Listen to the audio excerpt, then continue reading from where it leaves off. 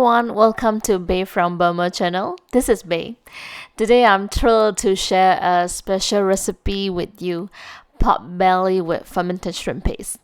This dish is really close to my heart because it's a family recipe passed down from my mom. She is of Chinese descent but born and raised in Burma. It's a beautiful fusion indeed of flavors and tradition, and I'm so excited to show you how to make it. Let's get started. Here's the list of what you need for the recipe. Basically, it's 500 grams of pork belly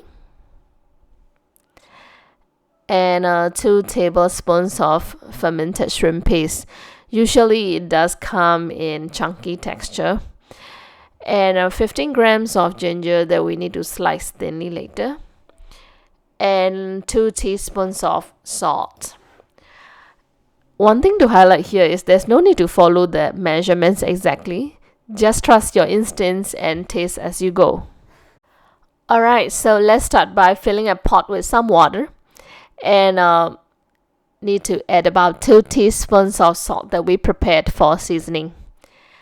After that, turn on the stove to the highest heat, cover the pot and let the water to a boil.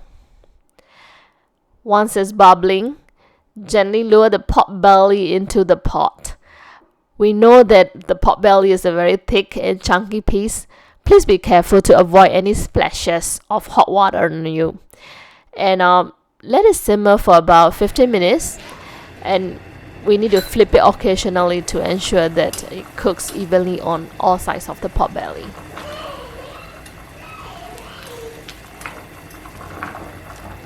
While the pork is still cooking, let's get the other ingredients ready. For the fermented shrimp paste, what I need is a smooth and the liquid consistency. So I just need to add a little bit of water and stir it very thoroughly. As you can see, there are some stubborn lumps. We just need to press and mash them with the back of the spoon as I stir. And this step requires a little bit of patience, but it's all worth it because this will elevate the flavors of the dish.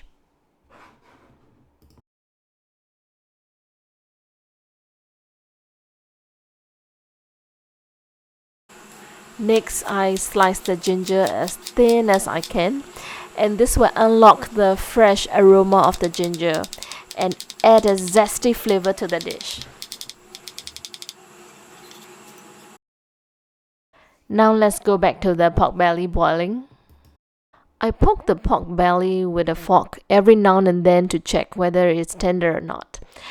Once it cooked through and soft, carefully take it out from the pot. Set it aside to cool for a few minutes before handling.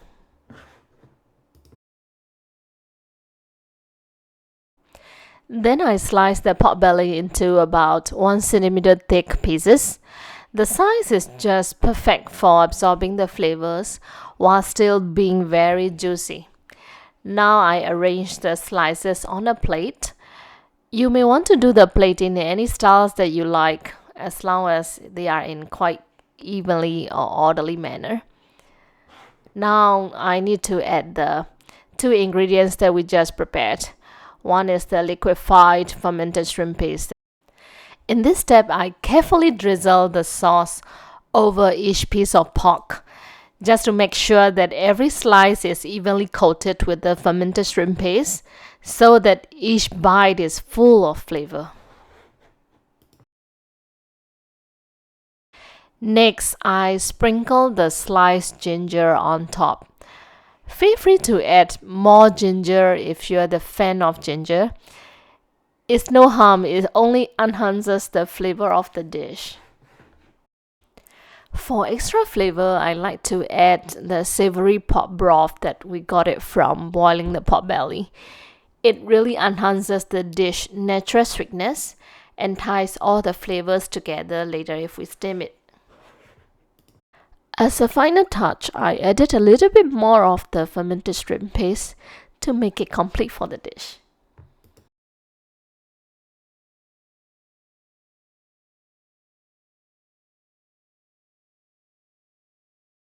Finally, let's steam the dish for about 10 minutes only. And this step really brings everything together and makes the pork tender and the flavorful.